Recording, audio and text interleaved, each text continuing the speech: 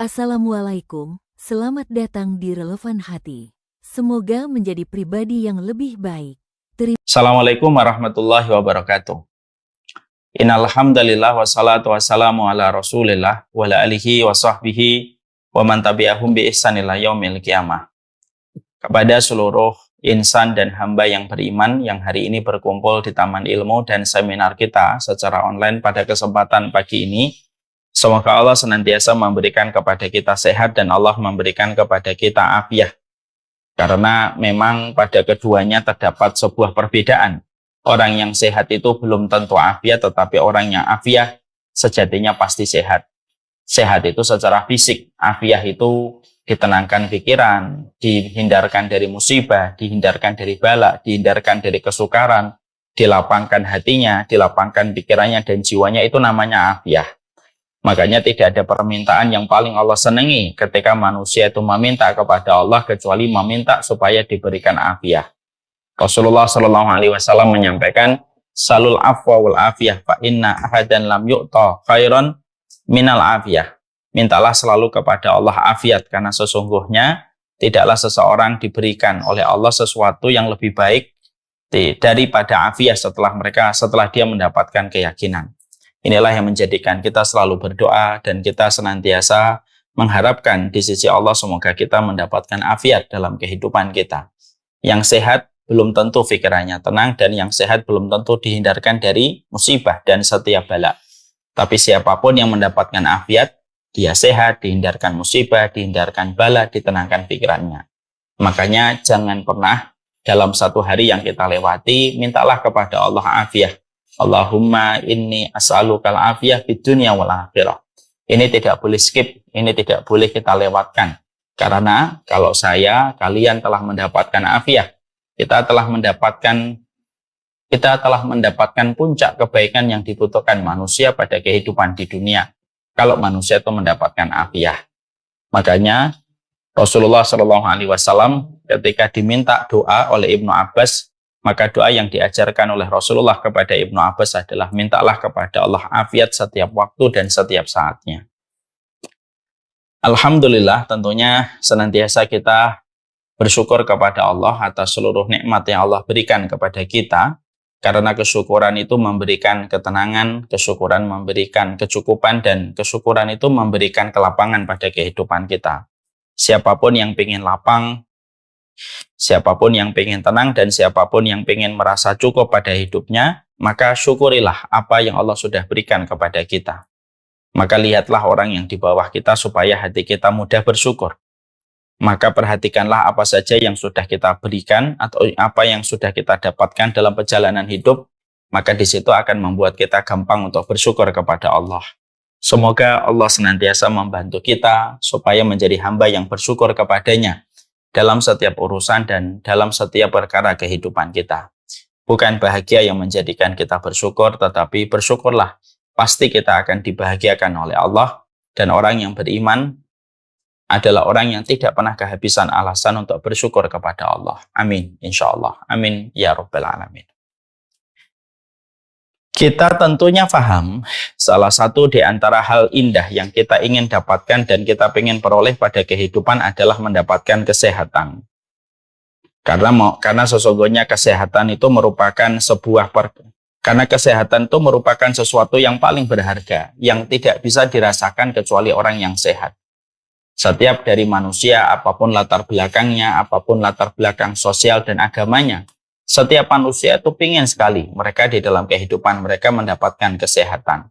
Karena dengan kesehatan banyak sekali perkara yang bisa kita maksimalkan, dan banyak sekali perkara yang bisa kita lakukan dengan nikmat ketika kita diberikan kesehatan oleh Allah.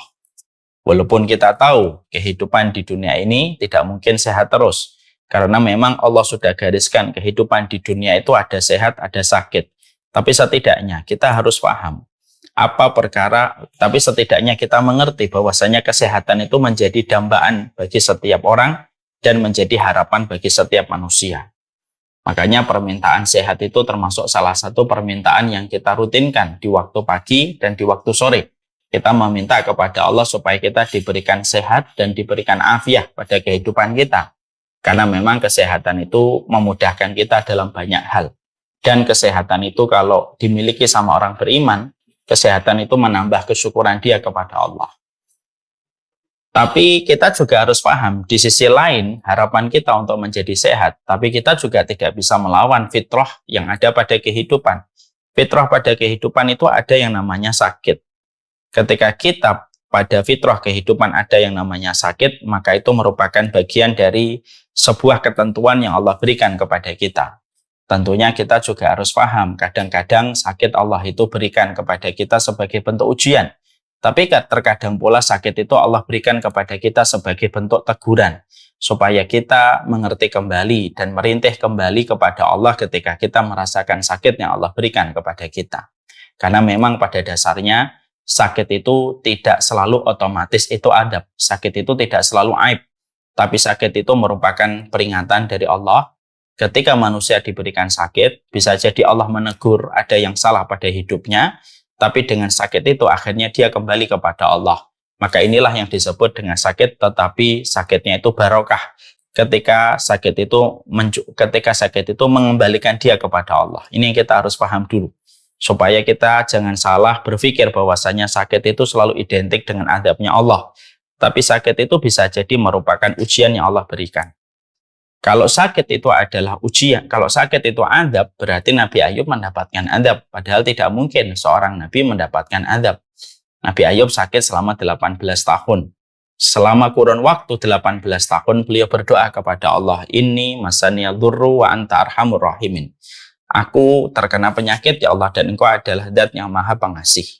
Maka beliau berdoa selama 18 tahun. Dan sakit itu tidak menjadikan aib bagi dirinya Nabi Ayub. Nabi Ayub tetap dipuji oleh Allah sebagai hamba yang bersabar. Kalau sakit itu aib, berarti Rasulullah tidak mungkin sakit. Karena Rasulullah pun sakit. Bahkan dalam hadis riwayat Muslim, dikatakan di dalam satu riwayat, wa inni la'u'aku kama yu'aku bihi rajulaini minkum. Sesungguhnya saya kalau sakit, dijadikan perihnya saya 2 kali sakitnya dan perihnya orang biasa. Jadi kalau sakitnya kita demam 37, 38, Nabi 2 kali demamnya kita. Itulah yang dirasakan oleh Nabi. Karena memang sakit yang Allah timpakan kepada baginda Nabi bukan adab, tapi Allah memberikan sakit yang berat untuk ujian, supaya Nabi maksimal mendapatkan nikmat nanti dalam kehidupan di akhirat. Kalau sakit itu aib, berarti Abdullah bin Ubay atau kalaulah sakit itu aib, maka kita tidak menjumpai ada seorang sahabat wanita yang terkena penyakit ayan, lebih memilih sabar dalam penyakit ayannya, ketika Nabi memberitahukan kepadanya bahwasanya kalau dia bersabar atas penyakit ayan, maka dia mendapatkan surga. Dan wanita sahabat Nabi ini, mantan budak, hitam, legam, akhirnya memilih sabar dengan penyakit ayannya, karena dia ingin mendapatkan surga yang dijanjikan oleh Rasulullah. Kalau sakit itu aib, tidak mungkin wanita mantan budak ini memilih sakit dengan penyakit ayannya. Kalau sakit itu adalah adab, tidak mungkin kita mendapati Ubay bin Ka'ab, salah satu sahabat Nabi, pernah berdoa kepada Allah, ya. Ketika dia mengetahui bahwasanya demam itu menggugurkan dosa, maka Ubay bin Ka'ab itu berdoa kepada Allah, ya Allah, timpakanlah kepadaku sebuah penyakit dengan demam untuk menggugurkan dosaku, supaya aku bisa tergugurkan kesalahanku, tetapi penyakit demam ini tidak menghalangiku di dalam berbuat ketaatan. Akhirnya Allah mengabulkan. Ubay bin Ka'ab merupakan sahabat yang setiap sore habis asar beliau demam sampai pagi. Dan itu terulang-ulang selama sisa hidupnya sampai beliau wafat. Ini memberi arti kepada kita bahwasanya penyakit itu tidak selalu dan tidak selalu aib. Bahwasanya penyakit itu tidak identik, tidak berkah. Karena yang namanya berkah itu segala kondisi yang membuat kita taat. Bisa jadi ketika ada orang sakit, dia akhirnya taat kepada Allah, dia kembali kepada Allah, dia mengharapkan pahala digugurkan dosanya ketika dia sakit. Bisa jadi sakit itu adalah merupakan bagian dari berkah. Caranya Allah supaya Allah menarik kembali hamba itu kembali kepadanya dan tidak terseret kepada urusan dunia yang melalaikan kalau dia terus-menerus diberikan oleh Allah kesehatan. Nah, itulah yang menjadikan kita harus paham bahwasanya sakit dalam perspektif Islam itu tidak selamanya hitam. Sakit itu tidak selamanya perspektifnya negatif. Sesungguhnya sakit pun bisa berkonotasi dan bermakna positif kalau kita tahu bahwasanya sakitnya ini mengingatkan kita kepada Allah. Ini yang kita harus paham. Maka di sisi yang lainnya, ketika kita mendapati bahwasanya ketika kita mendapatkan sakit, kita sudah luruskan perspektif kita bahwasanya sakit itu tidak selamanya adab, sakit itu tidak selamanya aib. Kita pun juga harus paham bahwasanya Islam pun juga merupakan sunnah yang mengatur bagaimana di dalam Islam ini memberikan pengobatan. Karena sesungguhnya Islam itu bukan hanya ajaran fikih, bukan hanya ajaran sholat, bukan hanya ajaran puasa, tapi Islam itu juga mengatur bagaimana kita di dalam kehidupan ini, kalau kita tertimpa sakit itu, setidaknya Islam itu memberikan kepada kita pengobatan. Ada dua pengobatan di dalam Islam kalau kita perhatikan. Pengobatan yang pertama itu pengobatan output dan input. Ya. Jadi pengobatan itu kalau saya membaca di dalam referensi, sunnah itu memberikan pengobatan itu ada dua. Ada output, ada input. Ada output itu salah satunya ketika kita melihat dalam Islam itu ada namanya hijamah. Hijamah itu mengeluarkan darah kotor, bekam. Itu merupakan pengobatan output yang ada di dalam kehidupan sunnah. Dikeluarkan darah kotor kita supaya tidak menyumpal syaraf, tidak menyumpal kepala, tidak menyumpal bagian-bagian tubuh yang vital. Maka adanya hijamah, adanya fasdu itu mengeluarkan darah-darah kotor. Supaya darah kotor itu tidak menjadi penyebab penyakit-penyakit berat yang diterima sama tubuh kita. Ini pengobatan output. Ada pengobatan juga di dalam sunnah yang kalau kita sederhanakan disebut dengan pengobatan input. Pengobatan input itu ya pengobatan yang kita konsumsi dari apa yang kita makan, apa yang kita konsumsi mendatangkan kesehatan untuk kita. Minum habatus sauda, terus minum talbina, minum madu, itu merupakan pengobatan yang dikonsepkan di dalam Islam.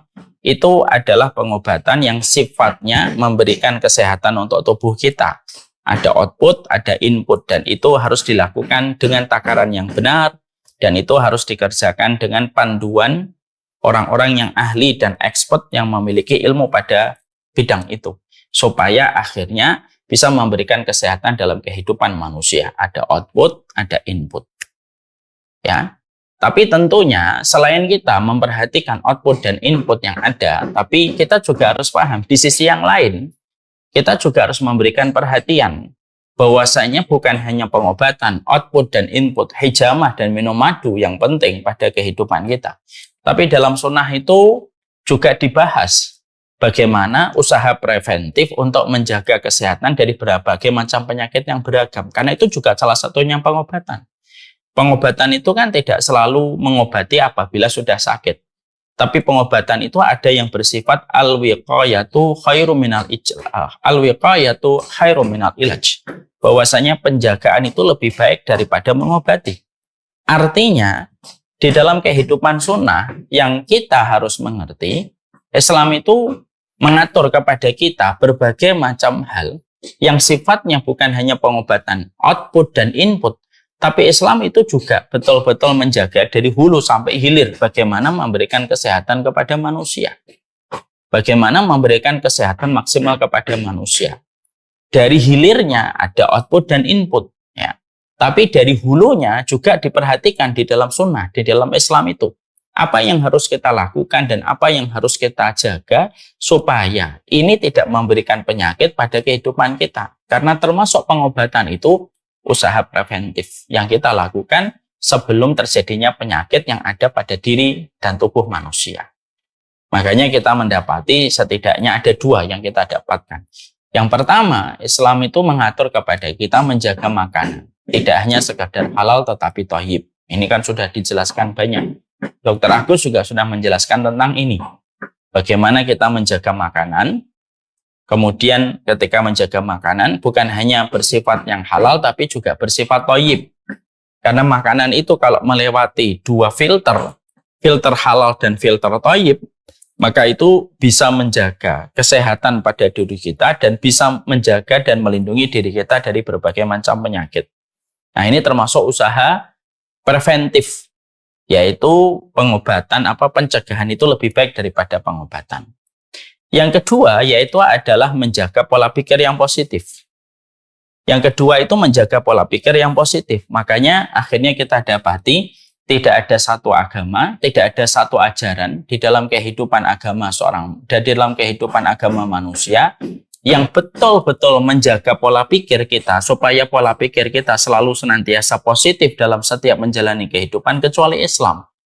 Kenapa Islam itu banyak membahas tentang masalah amalan hati, apa yang dirasakan oleh jiwa, dan saya melihat tidak ada satu agama yang paling detail menerangkan tentang konsep amalan hati yang begitu luar biasa, detail pada kehidupan ilmu yang disampaikan oleh Allah dan Rasul-Nya, kecuali satu, karena memang pola pikir itu penting sekali untuk memberikan kualitas pada kehidupan, memberikan kesehatan maksimal pada kehidupan, dan mencegah kita dari berbagai macam penyakit yang bisa mendera pada kehidupan manusia, itu bisa diatasi ketika kita memberikan proteksi pada kehidupan manusia supaya kita memiliki pola pikir yang positif. Karena memang penyakit itu ya cuma dua, pola makan dan pola pikir. Ya, dan ternyata saya baru mendapati sebuah survei, ternyata pola pikir dengan pola makan itu yang paling dominan memberikan penyakit itu bukan pola makan, tapi pola pikir. Makanya setiap kita datang ke dokter, kalau tidak salah, selalu para dokter sebelum memberikan resep obat untuk kita, para dokter selalu berkata, jangan terlalu stres, jangan banyak pikiran, istirahat dulu dari pekerjaan. Itu selalu yang disampaikan dokter dulu, sebelum menuliskan resep. Maka ketika dokter mengatakan jangan banyak pikiran, jangan stres, jangan mengambil pekerjaan lebih dulu, maka itu disampaikan karena memang pada dasarnya pengobatan itu dimulai dari pola pikir lebih dahulu. Makanya ketika ada seseorang sering minum obat kimiawi ataupun non-kimiawi herbal, tapi ternyata dia tidak menjaga pola pikirnya dengan pola pikir yang positif, maka sesungguhnya itu ibaratnya gali lubang tutup lubang. Karena obat yang dia minum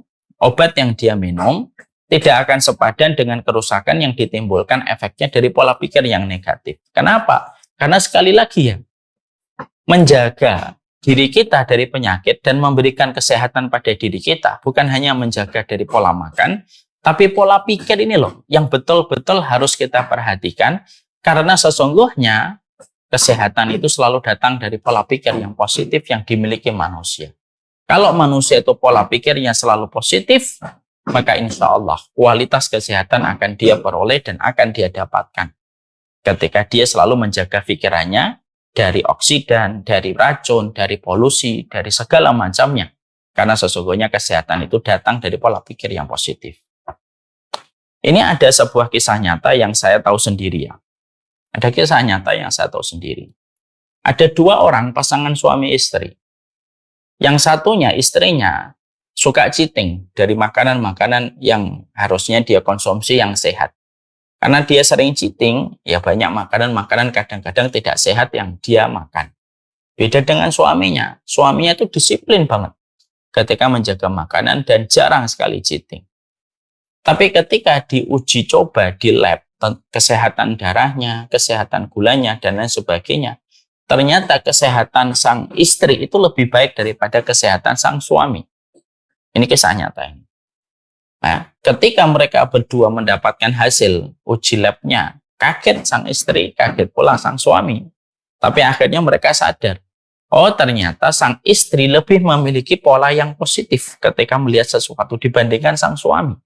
Jadi sang suami itu banyak berpikir hal-hal yang berat, sering suudzon dan lain sebagainya. Dan ternyata itu berdampak pada kualitas kesehatannya. Walaupun pola makannya itu bagus, tapi ketika dia tidak mampu dan tidak sadar menjaga pikiran itu penting, akhirnya kualitas kesehatannya, grade-nya itu di bawah kualitas kesehatan seorang istri. Kenapa? Karena istri walaupun sering cheating, tapi dia mengimbangi dengan pola pikir yang positif. Tidak pernah sedih berlebihan, tidak pernah stres, dan mampu mengelola frustasi, yang akhirnya kualitas kesehatannya lebih baik dibandingkan sang suami. Nah, ini menunjukkan kepada kita, dan memberikan kepada kita sebuah arti. Arti yang penting itu apa? Menjaga pola pikir itu penting. Dan itulah yang menjadikan kita harus paham. Pengobatan dalam Islam itu tidak hanya melulu output dan input. Tapi pengobatan di dalam Islam itu sangat-sangat menekankan pola pengobatan, yaitu pola pengobatan secara pikiran, dan menetralisir pikiran kita, menjaga hati kita dari polusi dan dari racun hati. Maka itu merupakan bagian dari salah satu racikan obat yang penting dalam kesehatan kita.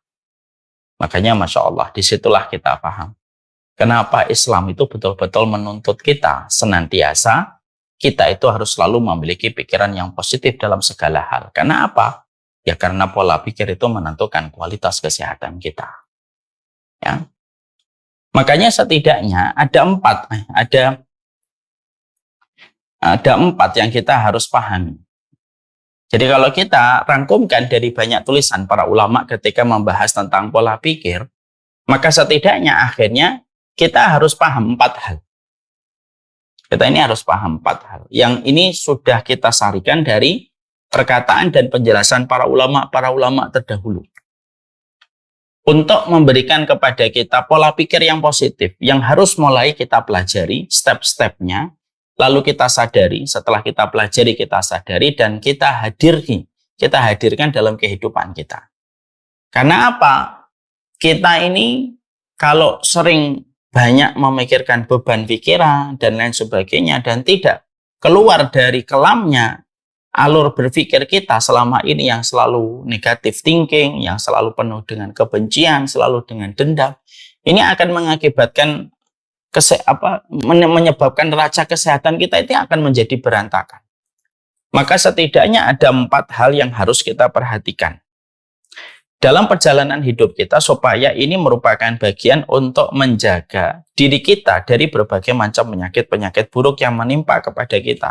Karena penyakit berat itu tidak selalu melulu dari faktor makanan, tapi penyakit berat itu dari pikiran yang akhirnya menggerogoti kesehatan manusia. Apa 4 perkara itu? Yang pertama,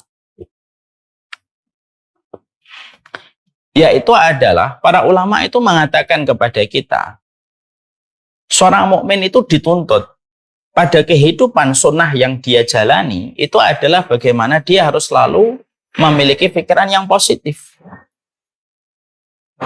dalam seluruh perkara yang dia temukan pada kehidupan. Ketika dia membaca sebuah takdir yang pahit, dia harus mampu membaca dalam perspektif yang positif. Karena dia tahu ada hikmah di balik setiap peristiwa yang terjadi pada hidupnya. Walaupun peristiwa itu terkadang pahit dan tidak sesuai dengan harapan dia. Tapi kita harus paham, pikiran yang positif itu luar biasa, membentuk algoritma kebaikan pada kehidupan kita. Titik tolaknya itu dari pikiran kita sendiri dulu. Makanya Imam Ibnu Qayyim lalu mengatakan kepada kita, hati-hatilah terhadap pikiranmu. Karena pikiran ini merupakan sesuatu yang paling berharga. Dan pikiran kita akan membentuk banyak hal dalam kehidupan kita. Karena apa yang hadir dalam teras kehidupan kita, itu salah satunya ditentukan bagaimana kita itu berpikir pertama kali ketika memikirkan sesuatu. Dan yang datang itu sesuai dengan apa yang kita pikirkan dengan izin Allah. Makanya ada satu hadis yang luar biasa kalau kita pahami maknanya. Allahu inda dhonni abdihi. Kata Rasulullah SAW, beliau mengabarkan Allah itu bersama dengan prasangka hambanya. Berarti secara tidak langsung Nabi itu memberikan kepada kita sebuah atmosfer. Kalau kita ingin secara kualitas kesehatan kita peroleh, kualitas kesehatan itu dimulai dari cara kita berpikir. Ketika kita membangun tren berpikir kita kepada arah yang positif dalam segala hal. Makanya kita jumpai di dalam Al-Quran, di dalam Sunnah itu semuanya tren yang dibangun dan atmosfer yang dibangun di dalam Al-Quran dan As-Sunnah itu selalu membangun kepada pemikiran yang positif. Karena apa? Ya karena masalah manusia itu apa?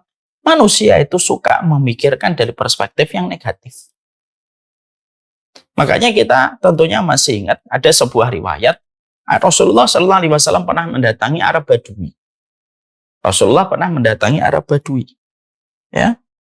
Ternyata ketika Rasulullah mendatangi Arab Badui, beliau dalam kondisi sakit. Maka saat itu Rasulullah mendoakan. Lihat bagaimana kita mendoakan orang yang sakit. Mendoakan orang yang sakit itu membuktikan bahwasanya nuansa dan atmosfer yang dibangun Islam itu selalu positif. Doanya kita sama orang sakit itu apa? La ba'sa tahurun insyaallah. Tidak apa-apa, tidak apa-apa. Sakitmu ini insyaallah akan menggugurkan dosamu. Ini kan pemikiran yang positif kalau kita mendoakan orang sakit. Tapi orang tua Arab Badui itu justru menampik perkataan baginda Nabi. Apa kamu tidak apa-apa? Ini penyakit yang akan mencelakakanku dan membuatku mati. Rasulullah lalu tersenyum lalu berkata, ya sudah kalau itu pikiranmu. Maka beberapa hari kemudian setelah itu orang tua itu meninggal dunia. Ketika hadis ini disampaikan oleh para ulama itu menangkap korelasi, munasabah antara ucapan Arab Badui yang sebelumnya ketika Nabi mengucapkan labas atau hurun, insya Allah, lalu Arab Badui justru menampiknya dan berkata, penyakit ini akan membuatku mati. Dan benar sesuai dengan apa yang dia ucapkan, akhirnya dia mati dengan penyakit itu. Makanya akhirnya inilah yang menjadi penting pada kehidupan kita, supaya setiap manusia pada kehidupan mereka, kualitas kesehatan itu kita dapatkan kalau apa yang ada pada hati kita, kalau apa yang ada di pikiran kita itu semuanya dalam kondisi yang positif. Memandang orang bukan dengan benci, tetapi memandang orang, dia lebih baik daripada saya. Karena saya lebih tua dan mendahului dia dalam kemaksiatan. Dia lebih baik daripada saya, karena saya mendahului dia di dalam kemaksiatan sebelum dia lahir. Selalu trennya itu positif yang dibangun. Maka akhirnya ketika manusia, ketika dia sebelum mengendalikan lambungnya dan mengendalikan perutnya, dia mengendalikan pikirannya terlebih dahulu, maka dia telah menjaga sesuatu yang paling berharga. Dan yang paling berharga itu pikiran. Ya. Karena pikiran inilah yang terkadang justru paling kita lalaikan, paling kita lewatkan, dan paling tidak kita perhatikan. Kita selalu menganaktirikan pikiran kita. Banyak orang diet untuk sehat. Yang selalu dia perhatikan itu faktor makanan, faktor minuman, faktor olahraga. Tapi dia ternyata menganaktirikan pikirannya. Pikirannya penuh dengan sesuatu yang negatif. Akhirnya apa? Apa yang ada pada hati kita ketika hati kita kotor, dia akan memompa sesuatu yang negatif dan seluruh darah itu akan terkena imbas dari sesuatu yang negatif yang dipompa oleh hati yang kotor. Makanya ketika hati bersih, maka hati itu akan memompa dan mengerahkan seluruh darah yang membawa pesan yang positif ketika hatinya itu hati yang positif atau hati yang sehat. Makanya betul kata Rasulullah, ala inna fil jasadi mudghah idza salahat salahatil a'mali kullaha fa idza fasadat fasadatil a'mal kullaha. Di dalam tubuh kita itu ada sekerat daging. Kalau dia baik, seluruhnya jadi baik. Kalau dia buruk, seluruhnya jadi buruk. Dan itu adalah sekerat daging yang bernama hati. Artinya, Masya Allah ya, artinya hati itu menentukan. Jadi kalau hatinya sudah dalam kondisi positif, dia memandang segala sesuatu, dia positif memandangnya, maka seluruh yang dipompa oleh darah, yang dipompa oleh jantung, yang akhirnya mengalirkan darah ke lambung, ke liver, ke paru-paru, semuanya positif. Kenapa? Karena dipompa oleh pemilik, oleh hati yang bersih dan hati yang sehat. Tapi kalau hatinya sudah kotor, seluruhnya jadi kotor. Karena semua itu berputar dalam aliran hati dan jantung manusia. Makanya Islam itu memberikan kepada kita, Islam itu selalu mengkondisikan kita untuk selalu melihat itu segala sesuatunya dengan positif. Walaupun yang ada di hadapan kita itu terkadang yang tidak sesuai dengan harapan, tapi yang dibangun sama Islam itu selalu tren yang positif. Kalau kita menemukan kesulitan, Allah menyampaikan fa inna ma'al usri yusra, inna ma'al usri yusra. Setiap ada satu kesulitan ada dua kemudahan. Bukankah ini pikiran yang positif yang dibangun? Ketika kita mendoakan orang sakit laba atau hurun. Kalau kita menghadapi penyakit, Allah menyampaikan fa idza maritu fa huwa yashfin. Kalau saya sakit, Allah yang menyembuhkan.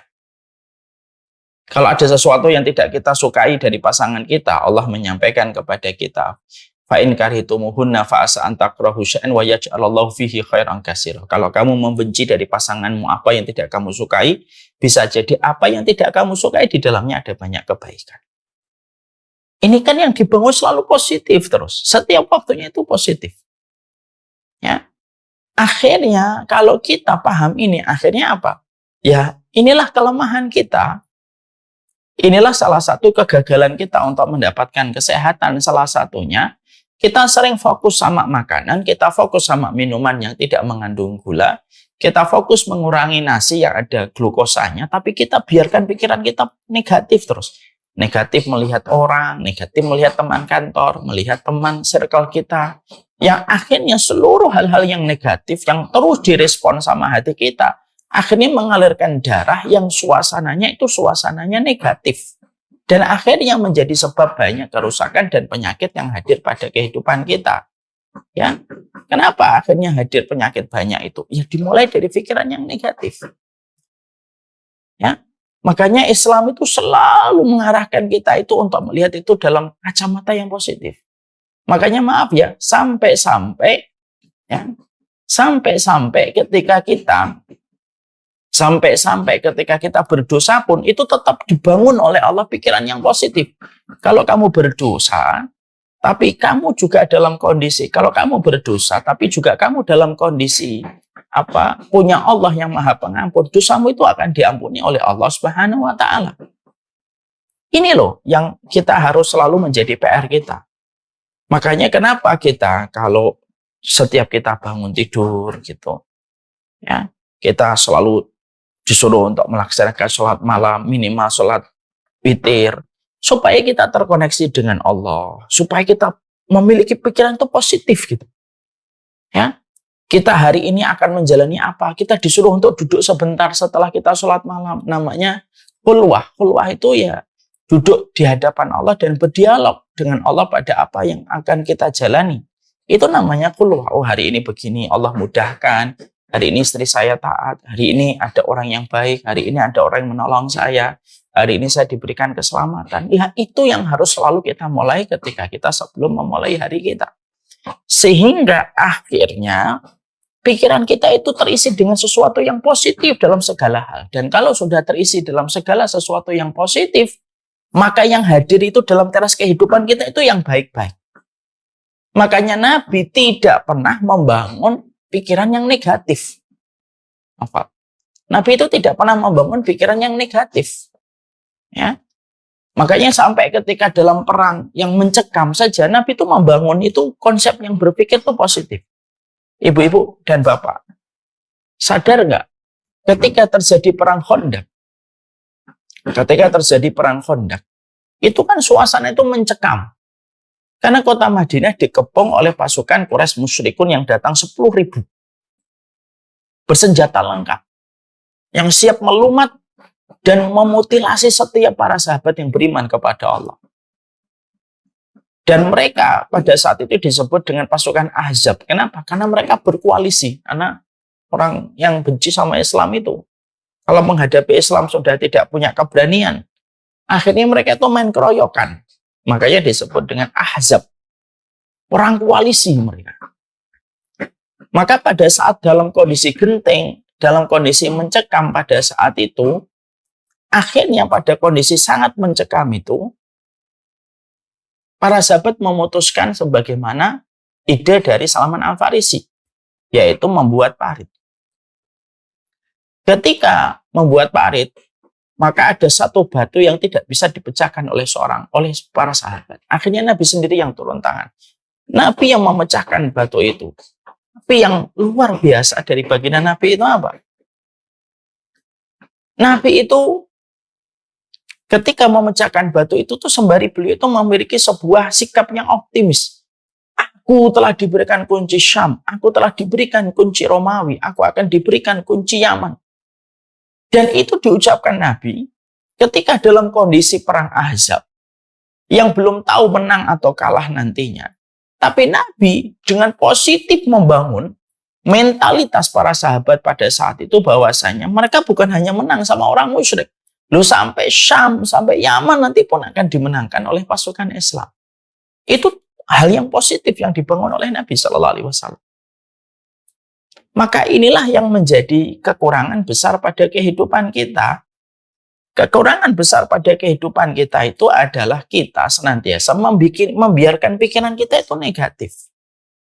Setiap waktunya, setiap melihat sesuatu dalam sudut pandang yang negatif, itulah yang menjadikan akhirnya Makanan sesehat apapun, tetapi kalau tidak ditopang dengan pikiran yang positif, maka sesungguhnya itu sebagaimana pengobatan gali lubang tutup lubang. Antara yang digali dan ditutupi tidak seimbang. Karena apa? Pola pikir, terutama ketika datang dari pola pikir yang negatif, itu dampaknya luar biasa memberikan penyakit pada kehidupan manusia.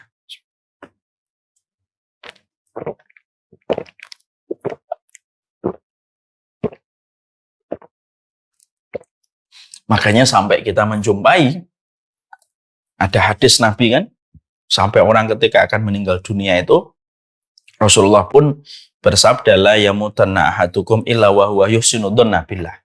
Jangan sekali-kali mati. Jangan sekali-kali mati kecuali kamu berprasangka yang baik sama Allah. Itu menunjukkan kepada kita bahwasanya sampai mau mati sekalipun pun tetap kamu harus berpikir yang positif sama Allah. Berpikir positif dalam kehidupan. Ridho kepada apa yang Allah sudah berikan pada kehidupan kita. Itulah sunnah di dalam kehidupan kita mengikuti Rasulullah. Nabi itu selalu berpikir positif. Dalam setiap lembaran kehidupan beliau. Bahkan dalam perang Ahzab pun ketika musuh sudah mengepung sekalipun, yang difikirkan oleh beliau adalah pemikiran yang baik, pemikiran yang optimis. Ya. Dan ini kalau kita evaluasi pada kehidupan kita, ya kehidupan kita tuh banyak bocornya di sini. Ya, melihat ini negatif, melihat itu negatif, melihat ini negatif, melihat itu negatif, terus melihat negatif terus.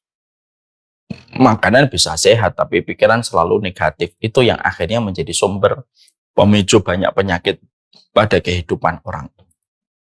Makanya tadi yang saya sampaikan Bapak dan Ibu, ada dua orang suami istri, yang satunya rajin makan pola sehat, yang satunya sering cheating tapi justru lebih sehat daripada yang rajin makan pola sehat. Kenapa?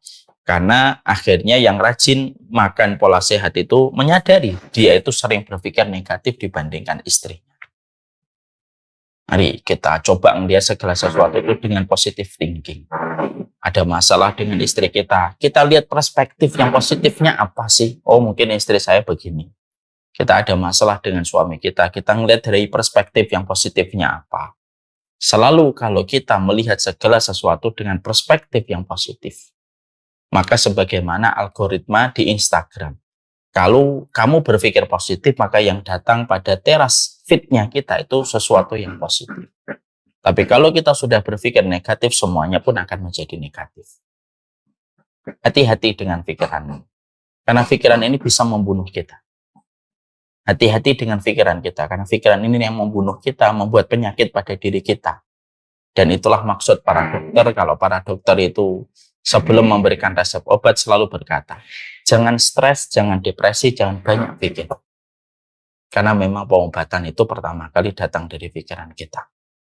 Pikiran itu bisa membunuh kita. Sebaliknya, mafhumul mukhalafahnya, pikiran itu bisa menyehatkan kita, bisa memberikan kehidupan untuk kita. Selama kita tahu bagaimana kita berpikir yang positif pada perjalanan hidup kita. Ini yang pertama. Yang kedua, kalau kita intisarikan dari para ulama dalam masalah kejiwaan yang berkaitan langsung dengan kesehatan, yang kedua itu memaafkan. Nah, memaafkan ini merupakan salah satu di antara bentuk pikiran yang baik yang bisa menjadi obat dalam segala. Kita tentunya paham, dendam itu merupakan sebuah hal yang berat. Kalau manusia itu sudah memiliki dendam di dalam hatinya, dendam itu membuat berat pada kehidupan. Karena apa? Kalau manusia di dalam hatinya sudah ada rasa dendam, maka ibaratnya hati, jantung, liver, semua merasakan efek dari sebuah dendam. Ketika energi membenci itu selalu luar biasa yang harus dikeluarkan untuk membenci sesuatu.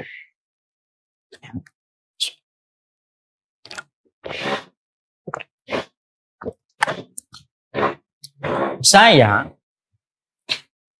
sempat berpikir jauh. Sesungguhnya surga itu ada 8 pintu. Ada pintu sholat, ada pintu memaafkan, ada pintu sholat, pintu sedekah, pintu puasa, pintu jihad, pintu aiman, Pintu ridho, pintu tobat, pintu memaafkan. Saya saat itu ketika membaca bahwasanya nama salah satu pintu di surga itu pintu memaafkan, saya tuh sempat mikir gitu. Kok bisa ya ada salah satu nama pintu di surga itu pintu memaafkan? Kalau sampai ada satu amalan, lalu amalan itu dijadikan nama untuk pintu surga, berarti amalan itu tuh efeknya itu besar banget pada kehidupan kita.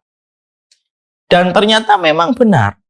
Memaafkan itu Allah ulang-ulang di dalam Al-Quran dan Allah ulang kembali di dalam hadis. Perintah dan keutamaan kita untuk memaafkan dan meminta maaf itu karena memang pada dasarnya memberi maaf terhadap orang itu merupakan sebuah surprise dari hadiah tercantik untuk hati kita supaya hati kita tersenyum. Karena kalau dendam kita biarkan dan kita rawat dendam itu merenggut senyuman pada hati kita. Dan akhirnya hati kita tuh merasakan frustasi dan merasakan berat ketika hati kita dipenuhi dengan rasa dendam. Apalagi dendam itu harus kita bawa di dalam sisa kehidupan manusia. Kenapa? Dendam itu efeknya luar biasa buruk. Kita jumpai ya. Bagaimana contoh, ada seorang anak memiliki dendam pengasuhan. Efeknya itu buruk. Kalau dia menikah, maka sang suami atau sang istri akan merasakan dampaknya langsung. Belum lagi keturunannya pun akan merasakan dampaknya secara langsung. Kenapa? Karena memang dendam itu merupakan perkara yang bisa menjadi pemicu banyak penyakit. Saya pernah berdialog dengan seorang dokter, lalu pada saat itu, akhir dari kesimpulan dialog kita, obrolan kita yang panjang itu, beliau mengatakan, penyakit-penyakit berat itu terkadang kaitannya dengan dendam itu kuat sekali. Makanya akhirnya, saya baru tahu, kenapa ya memaafkan itu sampai disebut amalan besar. Sampai Ibnu Qudamah saja menerangkan di dalam satu perkataan beliau, kalaulah kita bisa memberi maaf karena Allah, lalu tetap bisa berbuat baik kepada orang yang berbuat jahat untuk kita, tetapi kita membalasnya dengan perbuatan baik, maka sesungguhnya mizan tempat amal ketika ditimbang tidak kuat untuk memikul amalan orang yang ketika hidupnya memaafkan. Lalu tetap berbuat baik walaupun dia disakiti dan dijadikan objek kejahatan. Makanya sampai saya menjumpai ada sebuah hadis dari satu sanad yang sahih. Nanti pada waktu hari kiamat itu para malaikat itu mereka berkata, "Aina haula ajruhu 'ala Allah?" Mana orang-orang yang pahalanya dikasih langsung cash oleh Allah? Yang menyambut seruan para malaikat itu bukan orang yang sholat, bukan orang yang puasa. Yang menyambut seruan para malaikat itu, mana orang yang nanti akan diberikan pahala secara sempurna dan tidak diwakilkan kepada kami. Itu yang menyambut seruan itu siapa? Orang yang ketika hidupnya di dunia, dia memaafkan dan tidak sama sekali menyimpan dendam. Maka pahala mereka tidak dititipkan kepada para malaikat karena malaikat tidak mampu memikulnya karena beratnya pahala orang yang memaafkan, tetapi Allah sendiri yang langsung memberikan pahala itu kepada orang yang pernah memaafkan ketika di dunia. Saya ketika mendapati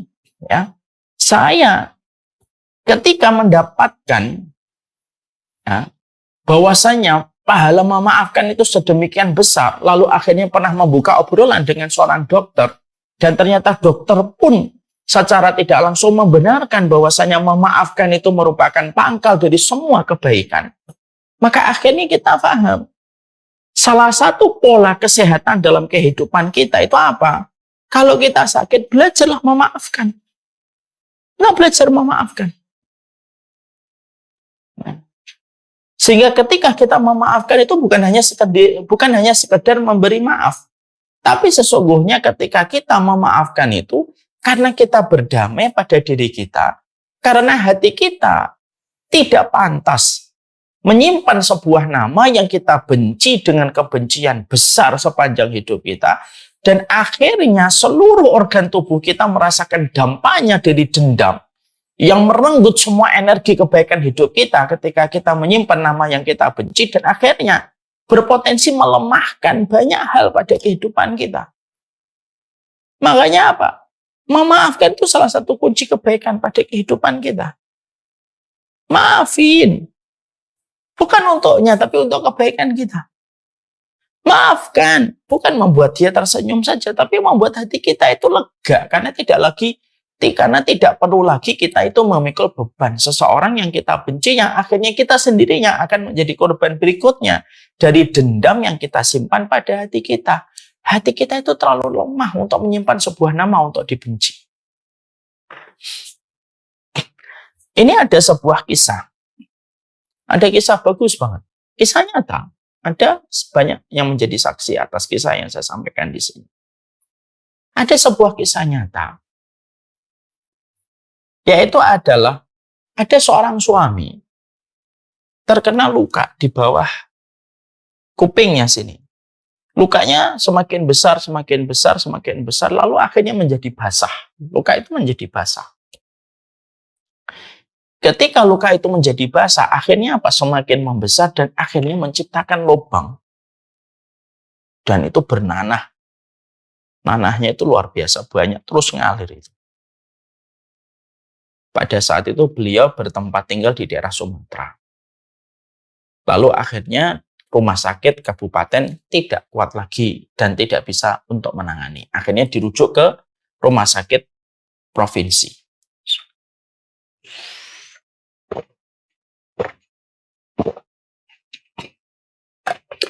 Ketika akhirnya seluruh administrasi lagi diurus, maka di antara keluarganya ada yang mengusulkan, coba kita ikhtiar dengan ikhtiar alternatif yang lain. Akhirnya ketemu dengan seorang tabib yang insya Allah beliau paham syariat, paham sunnah gitu ya. Dan beliau itu selalu mendiagnosa setiap penyakit itu dengan kondisi kejiwaan. Ya. Ketika melihat lukanya itu, maka sang tabib ini, beliau menyampaikan, ini ada hubungannya dengan pikiran dia. Lalu akhirnya sang bapak yang luka ini ditanya, Bapak punya sesuatu nggak yang Bapak simpan, dendam? Sang bapak pertama kali menolak tuduhan dia memiliki dendam. Dia mengatakan, saya nggak punya dendam, Pak. Saya orangnya baik-baik aja. Betul, Pak, yakin? Iya, saya nggak pernah benci sama orang. Gak usah ditutup-tutupin. Kalau memang Bapak memang ada dendam, coba deh divalidasi dendamnya, lalu dirilis. Tapi beliau tetap ngotot, saya nggak punya dendam dengan siapapun. Kalau Bapak tidak mau jujur sama hidupnya, sulit rasanya bisa mengobati dari luar. Kalau dari dalamnya saja kita tidak mau untuk memvalidasi dan merilis apa yang pernah terjadi pada kehidupan kita. Nah, pada saat itulah akhirnya apa? Pada saat itulah sang bapak akhirnya tumpah tangisnya dan jujur mengatakan, ya saya pernah dendam panjang. Dengan siapa dendamnya? Hanya dia ngakui dengan istrinya. Istrinya yang saat itu juga merawat beliau, menemani beliau pada saat itu, juga kaget, loh Bang, kamu dendam sama saya. Maka sang suami akhirnya menganggukkan kepala untuk menunjukkan jawaban iya, dia dendam sama istrinya. Gimana sebab terjadinya dendam? Jadi beberapa puluh tahun yang lalu, istrinya pernah selingkuh, dalam tanda petik, dengan seorang laki-laki di satu kampung. Perselingkuhan ini perselingkuhan hanya cicat dan obrolan saja sebenarnya. Tidak sampai melewati batas lah, tidak sampai ke kamal, tidak sampai zina. Nah, ketahuan sama sang suami terlebih dahulu. Dan akhirnya sang wanita itu betul-betul sudah minta maaf. Tapi apalah daya, ternyata sang laki-laki yang menjadi partner selingkuhan dari istrinya itu satu kampung dengan dirinya. Yang akhirnya dia sering bertegur, yang akhirnya dia sering ketemu di jalan, sering ketemu ketika lagi di masjid, dan akhirnya membuat luka itu tidak pernah kering. Karena sering ketemu terus, dan akhirnya kalau ketemu itu teringat lagi, kalau ketemu teringat lagi, kalau ketemu teringat lagi. Padahal istrinya sudah betul-betul bertobat dan minta maaf. Ini kisahnya nyata ini. Lah itulah yang membuat saya, kata sang suami, susah memaafkan dirimu. Karena apa? Saya sering ketemu dia. Setiap ada beberapa momen gitu, saya ketemu lagi, dan membuat luka saya tidak pernah kering. Setelah dia mengungkapkan perasaannya, maka sang tabib ini berkata, Bapak sekarang mau nggak memaafkan istrinya dengan tulus dari hatinya? Tidak lagi dendam. Iya, insya Allah. Cik, saya akan memaafkan cikgu. Panggilannya cikgu. Saya akan memaafkan beliau. Kenapa Bapak yakin bisa memaafkan kali ini? Ya karena ketika saya dalam kondisi tiduran, sakit berat, di sini mengeluarkan nanah, yang paling setia merawat saya, sampai tidak ada sama sekali rasa jijiknya untuk merawat saya, itu istri saya. Kalau begitu Pak, saya kasih resep obat, nanti Bapak juga minum, dari dokter juga silakan diminum, tapi dimulai dari hati yang maaf. Dengan izin Allah, akhirnya dimaafkan itu istrinya. Tulus gitu, karena dia juga melihat ketulusan istrinya yang betul-betul sudah bertaubat gitu.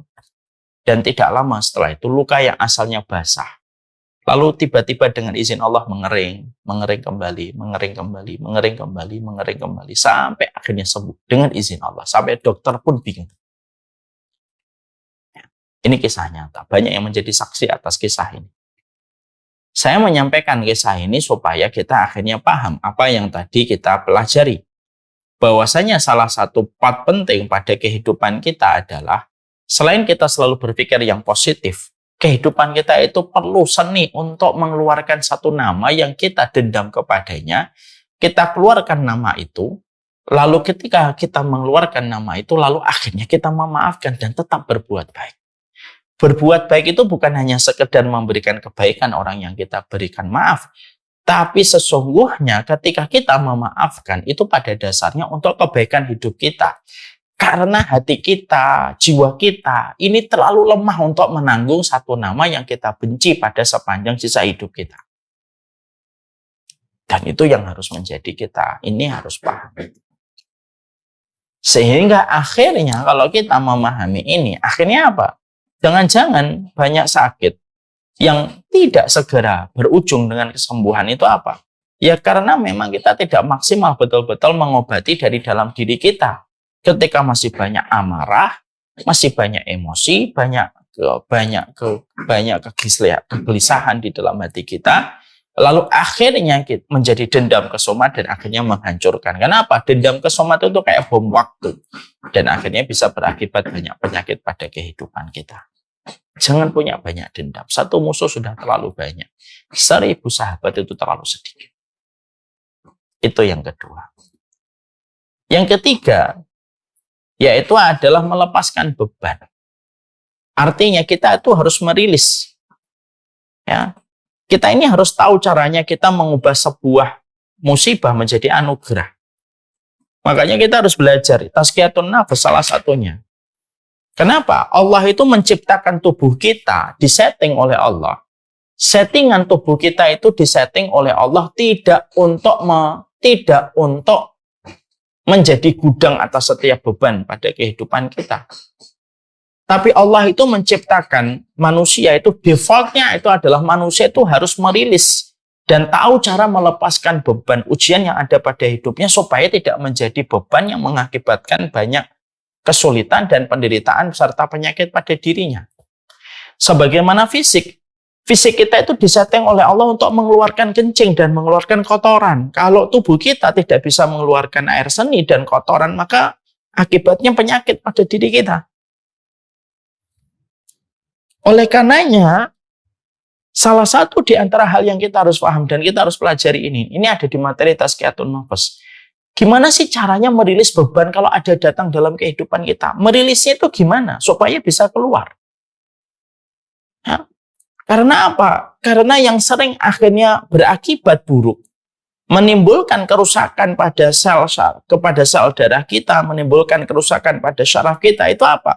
Terlalu banyak beban, setiap masalah kita timbun, kita biarkan masalah itu tidak kita selesaikan satu persatu dengan cara penyelesaian yang benar, dengan ilmu yang kita pelajari, dengan tazkiyatun nafas yang kita kaji, akhirnya sebagaimana pikiran dipakai terus untuk menanggung beban terus menerus setiap waktunya, sebagaimana mobil yang terus dipaksa untuk jalan, maka mesinnya itu mesin capek. Maka salah satu rumpun ilmu ketika kita berusaha melepaskan beban itu apa? Pelajari Tazkiyatun Nafas. Kenapa? Materi Tazkiyatun Nafas itu salah satu materi untuk melepaskan beban dalam setiap kehidupan kita. Kalau tiba-tiba kita menghadapi kehidupan tidak ideal sebagaimana yang kita mimpikan dan tidak sebagaimana yang kita bayangkan. Ya. Makanya kalau dalam tazkiyatun nafas itu ada banyak ya. Ada banyak cara rilis, banyak cara untuk merilis apa sih yang menjadi beban supaya beban itu bisa keluar pelan-pelan. Makanya akhirnya kita harus pahami cara melepaskan beban itu apa. Karena kalau kita sudah dilepaskan bebannya, kalau kita mengikuti petunjuk ilmu, itu yang Allah maksudkan di awal surat Al-Insyirah. Alam nashrah laka sadrak. Bukankah kami yang telah melapangkan dadamu? Jadi manusia itu kalau mereka sudah tahu cara melepaskan masalah yang hadir pada hidupnya, enak dia. Sebagaimana tubuh kalau sudah mengeluarkan air kencing itu plong. Akhirnya air seninya itu tidak menjadi racun untuk liver, tidak menjadi racun untuk lambung. Kenapa? Karena sudah dikeluarin. Lah banyak manusia itu hari ini kalau ada masalah, maka dia buka pintu hatinya untuk memasukkan masalah itu, lalu dia tutup, lalu dia jadikan gudang pada dirinya. Lalu jadi beban. Kenapa? Masalahnya nggak selesai-selesai. Dan tidak berusaha untuk menyelesaikan sesuai dengan petunjuk. Akhirnya apa? Ya akhirnya kehidupannya banyak mengalami kecelakaan. Kenapa? Beban itu terlalu berat. Sehingga akhirnya kalau tidak kita berusaha melepaskan beban, contohnya dengan kita sholat malam, contohnya dengan kita melihat dengan husnudon setiap takdirnya Allah, kan itu ada ilmunya banyak dalam tazkiyatun nafas. Maka akhirnya beban itu sebagaimana mesin capek pada mobil yang terus kita paksa untuk jalan muter terus sebagaimana taksi. Akhirnya kemampuan mesin capek pada taksi itu tidak akan pernah bisa bertahan lama dibandingkan dengan mesin yang tidak dipakai dan diforce terus-menerus. Makanya akhirnya apa? Melepaskan beban gitu. Jadi kalau ada masalah, kita harus tahu, yaitu how to release. Kita ini harus tahu bagaimana melepaskan beban itu. Contoh nih, saya menghadapi fitnah. Saya harus tahu nih cara menghadapi fitnah itu apa. Saya pelajari dari para salaf itu. Oh, para salaf itu sudah memberikan banyak kode nih. Gimana sih cara kita untuk menghadapi fitnah yang tertuju pada diri kita? Oh, satu, kita harus paham Allah dan Rasul aja tidak lepas dari fitnah, apalagi kamu manusia biasa. Dua, bisa jadi kamu difitnah karena mungkin kamu mau fitnah orang. Tiga, kalau orang itu memfitnah, itu pada dasarnya hanya sepanjang lidahnya, tidak lebih daripada itu. Empat, kalau kamu difitnah itu apa? Tidak mengurangi kedudukan kamu di sisi Allah. Lima, kalau kamu difitnah, kamu bisa mendapatkan kebaikan ketika doamu dimustajabkan oleh Allah. Itu rilisnya dalam satu hal. Gimana mendapati rezeki yang tiba-tiba sedikit? Bagaimana mendapati tiba-tiba istri yang tidak sesuai harapan kita? Itu semua pertanyaan, semuanya sudah dijawab dalam kehidupan sunnah. Itulah yang menjadikan kita harus paham. Kalau kita tidak ngerti ilmu, kita akan banyak terbentur pada kehidupan kita. Tapi ketika kita yang pertama berpikir positif, yang kedua memaafkan, yang ketiga kalau ada beban, kita tahu bagaimana merilis supaya beban itu tidak menjadi sesuatu yang memberatkan kita, maka itu yang akan memberikan kualitas pada diri kita. Dan yang keempat, yang terakhir itu, yaitu menghadirkan. Artinya kita senantiasa berpikir positif, artinya menghadirkan itu kita harus istihdharul qalbi. Istihdharul qalbi itu apa? Yang menghadirkan hati bahwasanya kita selalu dibersamai oleh Allah, lalu tidak kosong pikiran kita, selalu pikiran kita asah pada sesuatu yang positif dari kalimat Allah yang kita baca, ayat-ayat Allah yang kita hafalkan. Itu namanya menghadirkan makna pada setiap hal yang kita lakukan. Lah itulah yang kita harus paham. Jadi kalau boleh saya sederhanakan, pengobatan Islam itu ada output, ada input. Tapi dalam sunnah ada yang namanya al-wiqayah. Ya, al-wiqayah itu penjagaan. Dan penjagaan itu dalam Islam itu ada dua, menjaga pola makan dan menjaga pola pikir. Dan ketika kita menjaga pola pikir, disitulah kita paham betapa pentingnya materi tazkiyatun nafas. Nah, menjaga pola pikir, kalau disarikan lagi, kata para ulama ada 4. Selalu berpikir yang positif. Yang kedua, memaafkan kepada orang yang ada di sekitar kita. Yang ketiga, melepaskan beban kita. Artinya, kalau ada masalah itu langsung cari obatnya, cari ilmunya sesuai dengan petunjuk sunnah. Kemudian yang keempat yaitu adalah menghadirkan makna dalam setiap apa yang kita lakukan.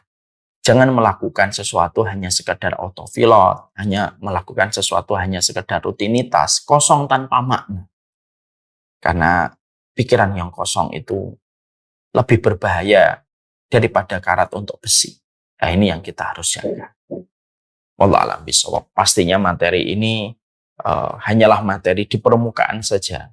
Saya yakin insya Allah Dr. Agus lebih paham lagi untuk membahas tentang materi pengobatan ini dan materi kesehatan ini supaya betul-betul maksimal apa yang kita pelajari dan apa yang kita kaji insya Allah. Nah, tapi disinilah kita harus mengerti. Pikiran kita bisa membunuh kita dan pikiran kita bisa menyehatkan kita. Dan semuanya itu dimulai dari cara kita memikirkan sesuatu dan apa yang ada pada hati kita. Betul kata Rasulullah, kalau hatinya sehat, seluruh organ yang lainnya akan sehat. Tapi kalau hatinya sudah rusak, semuanya pun akan menjadi rusak.